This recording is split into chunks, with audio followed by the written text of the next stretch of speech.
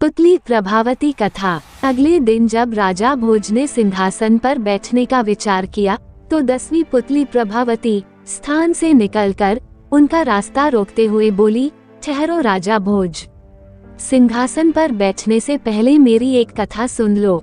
इतना कहकर पुतली ने राजा भोज को कथा सुनानी आरंभ की। एक बार राजा विक्रमादित्य रात को साधारण नागरिक के वेश में नगर भ्रमण के लिए निकले। नगर भ्रमण करते करते अचानक उन्हें किसी स्त्री की चीख सुनाई दी। वे चीख की दिशा की ओर बढ़ने लगे। कुछ दूर जाकर उन्होंने देखा कि एक सुंदर युवती जान बचाकर भाग रही है और एक राक्षस उसका पीछा करता हुआ उसे पकड़ने का प्रयास कर रहा है। राजा विक्रमादित्य ने भी तेजी से उनके पीछे अपना घोड़ा दौड़ा दिया। जब वे उनके करीब पहुंच गए तो वे अपने घोड़े से नीचे उतरे। उनके नीचे उतर आते ही वो युवती भागती हुई उनके चरणों में गिरकर बोली, मुझे इस राक्षस से बचा लीजिए। विक्रमादित्य उस स्त्री का हाथ थामते हुए बोले, उठो बहन, घबराओ मत, इस समय तुम राजा विक्रमादित्य की शरण में हो, अब तुम्हें डरने की जरूरत नहीं है।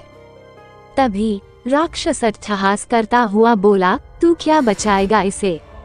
अगर तुझे अपनी जान प्यारी है तो भाग जा यहाँ से, नहीं तो मैं तुझे चींटी की तरह मसल दूंगा। ये कहकर राक्षस अपनी क्रूरता के साथ विक्रमादित्य की ओर बढ़ने लगा। राक्षस को अपनी ओर बढ़ता देख विक्रमादित्य ने बिजली की तेजी से अपनी म्यान से तलवार निकाली और राक्षस पर वार कर दिया, लेकिन राक्षस ने बड़ी फुर्ती से विक्रमादित्य का वह वार बचा लिया और उससे भिड़ गया। देखते ही देखते दोनों के बीच युद्ध होने लगा। विक्रमादित्य ने उचित अवसर देखकर अपनी तलवार की एक ही वार से राक्षस का सिर धड़ से अलग कर दिया। लेकिन ये क्या, देखते ही देखते राक्षस फिर जिंदा हो गया और विक्रमादित्य पर झपटा।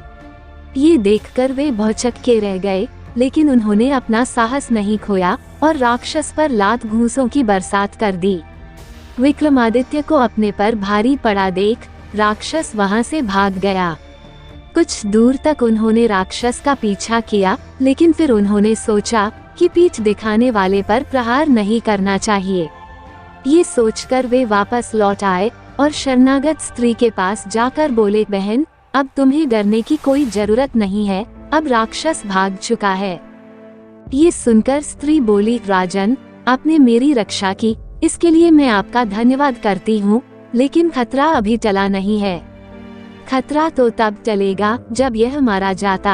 अब तो वह और शक्तिशाली होकर किसी भी समय और किसी भी रूप में हमला कर सकता है। विक्रमादित्य बोले, चिंता मत करो बहन, मैंने तुम्हें रक्षा कवच दिया है। मैं अपनी जान पर खेलकर भी तुम्हारी रक्षा करूंगा। अब तुम मुझे अपना परिचय दो और ये बताओ कि यह राक्षस तुम्हारे पीछे क्यों पड़ा है, और एक बार गर्दन काटने के बाद दोबारा जीवित कैसे हो जाता है।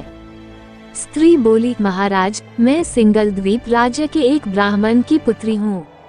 एक दिन मैं अपने सखियों के साथ स्नान करने गई। जब मैं नहा रही थी तो उस राक्षस ने मुझे देख लिया और मुझ पर मोहित हो गया और मुझे पकड़कर इस निर्जन वन में ले आया। वह मुझसे जबरदस्ती शादी करना चाहता है। ये कहकर वह रोने लगी। फिर उसने आंसू पोंछते हुए कहा, और हाँ, ये राक्षस मरने के बाद जिंदा इसलिए हो जाता है कि इसके पेट में एक मोहिनी है। वह मोहिनी उसे जिंदा कर देती है। जब तक वह मोहिनी उसके पेट से बाहर नहीं निकलेगी वह मर नहीं सकता। ये बात खुद राक्षस ने मुझे बताई है। अभी यह बातें कर ही रहे थे कि तभी झाड़ियों के पीछे से एक शेर दौड़ाता हुआ विक्रमादित्य पर झपटा। अचानक इस हमले से विक्रमादित्य चौंक गए, लेकिन उन्होंने हिम्मत नहीं हारी और शेर के पैर पकड़कर उसे दूर उछाल फेंका। काफी दूर जा गिरने के बाद राक्षस अपने असली रूप में आ गया और गर्जना करता हुआ दोबारा विक्रमादित्य से भिड़ गया। दोनों में घमासान युद्ध होने लगा। विक्रमादित्य के प्रहारों से राक्षस बुरी तरह लड़खड़ाने लगा। इस मौके का फायदा उठाकर विक्रमादित्य ने उसके पेट में तलवार घोंप दी और उसका पूरा पेट चीर डाला। राक्षस चिंघाड़ता हुआ जमीन पर गिर पड़ा। राक्षस का पेट फटते ही मोहिनी उसके पेट से बाहर आ गई। उसके बाहर निकलते ही राक्षस ने दम तोड़ दिया। विक्रमादित्य ने मोहिनी से पूछा, तुम कौन हो सुंदरी, और किस कारण इस राक्षस के पेट में निवास कर रही थी? मोहिनी बोली, राजन, मैं शिव की एक गणिका थी। एक बार उनकी आज्ञा का पालन करने में मुझसे गलती हो गई। इससे क्रोधित होकर उन्होंने मुझे शाप देकर मोहिनी बना दिया। इस दैत्य ने शिव की तपस्या की थी, इसलिए शिव ने मुझे इसे दे दिया और कहा कि इसकी सेवा करो। इस पापी ने मुझे पेट में कैद कर लिया, तब से मैं इसके पेट में हूँ। ये सब जानने के बाद राजा विक्रमादित्य मोहिनी तथा ब्राह्मण कन्या को साथ लेकर अपने महल लौट आए। उन्होंने महल में पहुंचते ही अपने महामंत्री को आदेश दिया कि नगर से किसी योग्य ब्राह्मण कुमार को ढूंढ लाओ। आज्ञा मिलते ही महामंत्री नगर से एक ब्राह्मण कुमार को ढूंढ लाया। विक्रमादित्य ने ब्राह्मण कुमार से कहा, ब्राह्मण देव, मेरे पास एक कन्या है। मैं चाहता हूँ कि मैं उसका विवाह तुम्हारे साथ कर दूं, क्या तुम्हें मंजूर है? ब्राह्मण कुमार बोला, महाराज, जैसी आपकी आज्ञा, मुझे कोई ऐतराज नहीं है। ये सुनकर विक्रमादित्य को बड़ी प्रसन्नता हुई। उन्होंने ब्राह्मण कुमार से उस कन्या का विवाह कर दिया और कन्या के पिता को खबर भिजवाकर कन्यादान कर बहुत सारा धन दहेज में देकर उन्हें विदा किया और खुद मोहिनी से विवाह कर लिया। ये कथा सुनकर पुतली बोली, सुना तुमने राजा भोज, ऐसे थे हमारे महाराजा विक्रमादित्य। क्या तुमने कभी किसी विपदा की मारी अबला नारी की सहायता की? ये कहकर पुतली अदृश्य हो गई।